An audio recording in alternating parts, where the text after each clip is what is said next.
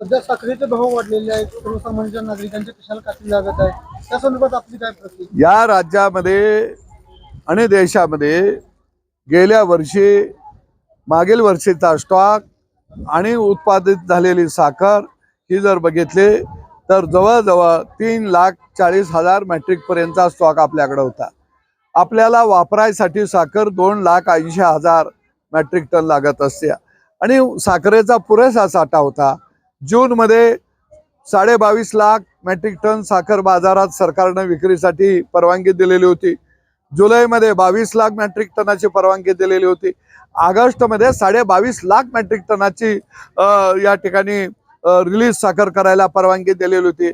मग पुरेसा साखर साठा आपल्याकडे असताना, पुरेशी साखर बाजारात रिलीज केली असताना जूनमध्ये टंचाई झाली नाही, जुलैमध्ये टंचाई झाली नाही, ऑगस्टमध्येच का टंचाई झाली? तर यामध्ये काही ऑइल कंपन्या, जे लोक कच्चे तेल परदेशामधून आयात करत आहेत, त्यांना इथेनॉल पासून तेल होता कामा नये ही त्यांची धारणा होती.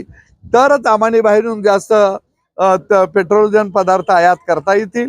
अशा लोकांनी आणि ट्रेडिंग करणाऱ्या आणि काही साखर कारखानदार हे सुद्धा ट्रेडिंग करत आहेत, यांनी मुद्दामून सरकारला कुठंतरी डाग लागला पाहिजे, सरकारच्या विरोधामध्ये रोष वाढला पाहिजे आणि म्हणून बाजारामध्ये अफवा पसरल्या की साखर शॉर्टेज आहे आणि आता साखरेचं म्हणून आम्ही दर वाढवलेले आहेत.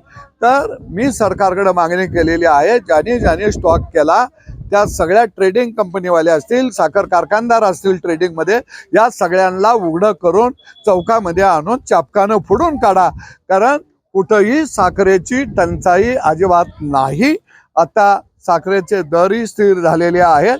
या वर्षी ऊसाची मागणी सुद्धा आमची प्रति टन ही 7,000 रुपये असणार आहे.